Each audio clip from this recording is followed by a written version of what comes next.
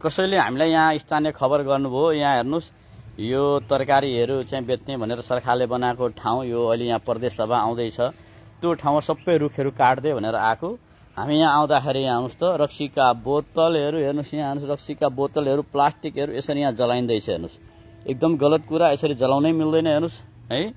यो रक्सी बोतलका बियर सबै थुपारेर हेर्नुहोस् त यसरी। अनि यो सरसफाइ गर्ने नाममा सबै आगो लगाइदिएको छ हेर्नुहोस्, सब आगो लगाएको छ होइन।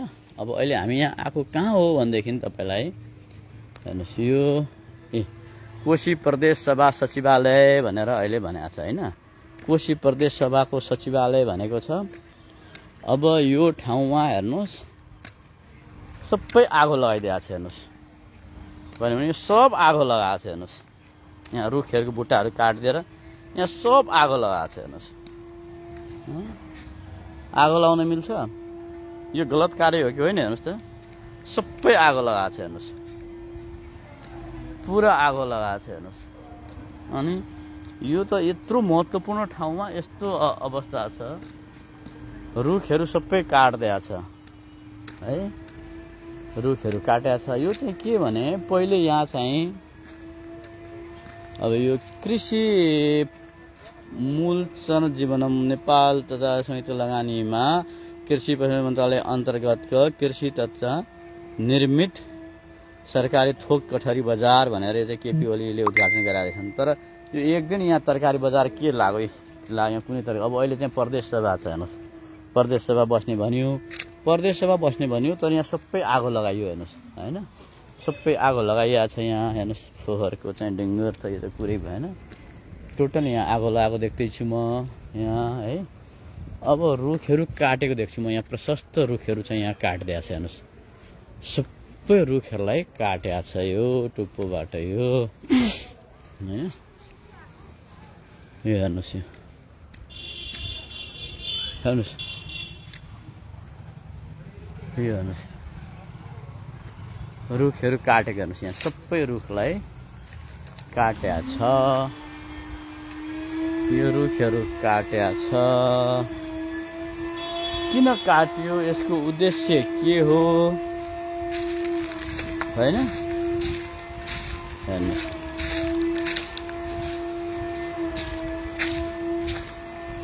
ल हेर्नुहोस्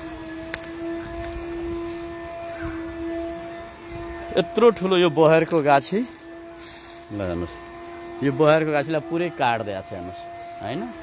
यो बहेर गाछीलाई काट्दिएको छ,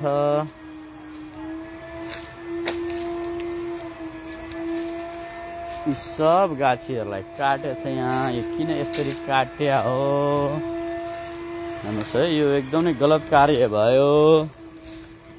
फोहोरको त यहाँ कुरै छोडिदिउँ, जताततै रक्सी र बियरको बोतलहरू देखिन्छ होइन।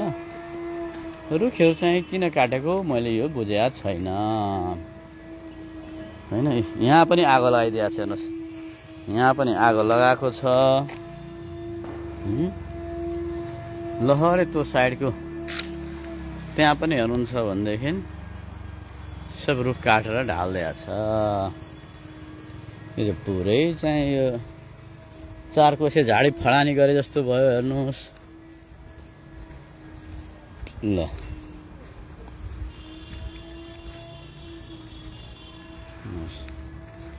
अब उहाँहरूले छाँडकाँड गरेर राम्रो बनाएको भन्नु होला, यो किन काट्नु परेको छ हेर्नुहोस्। यो रुख सबै ठुटो बनाएको छ हेर्नुहोस्, यो रुखलाई पुरै ठुटो बनाइदिएको छ। यो के कारणले काटेको यो होइन। यो पछाडि चाहिँ अन्डीको गाछीहरू थियो हेर्नुहोस्, यो अन्डीको गाछीहरू पनि पुरै सबै काटिदिएको छ। अब यहाँ फोहोरको त हेर्नुहोस् यस्तो अन्डी गाछी, यो रुखलाई पनि त्यसरी नै काटेको छ है। एउटा रुख लगाउनु छैन, भएको रुखलाई काट्नु छ होइन, बजेट सक्नु छ। यो के हो यो हेर्नुहोस् त, यो रुख काटेको यति राम्रो राम्रो रुखलाई यिनीहरू किन काटेको हेर्नुहोस्। ल हेर्नुहोस् त यसको टुप्पोसहित काटिदिएको छ यो रुखलाई। यो रुख पनि काटेको छ, किन काट्यो यो रुखहरू? को यसको जवाफदेही त? कसले अधिकार दियो काट्नलाई? कसले अरायो यो होइन?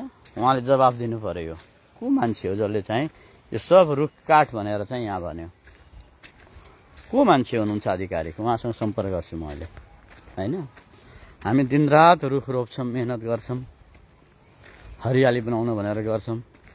यहाँ भएका रुखहरूलाई काट्दै छ। सफा गरेको राम्रो गरेको होला।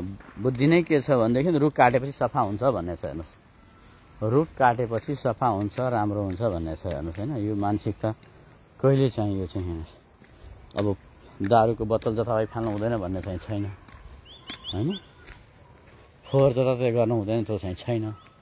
भएका रुखलाई काट्दिने है, भएका रुखलाई काट्दिने। हेर्नुहोस्,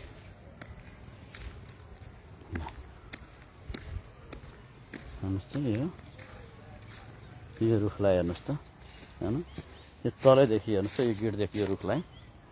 यो हदै भयो, अति भयो तपाईँहरूको। यो त अपराधीपन हो, यो त गुन्डागिर्दी भयो, अराजकपन हो, गैर कानुनी कार्य हो। सरकारी कार्यालयभित्रको यसरी रुखहरू यसरी काटिदिनुहुन्छ, यो त फटाइ हो नि। कसले तपाईँहरूलाई यो चाहिँ यस्तो अधिकार दियो? कसलाई सनक चढ्यो रुख काट्ने भन्ने है? रुख काट्ने सनक कसलाई चढेको हो? कसले यस्तो निर्णय गरायो? हेर्नुहोस् होइन, उता वहाँ पर छ रुख, वहाँ पर पनि सबै काटेको देख्दैछु म। हेर्नुहोस् होइन, रुख जति सब काटेको छ, सबै रुख काटेको छ। हेर्नुहोस् होइन,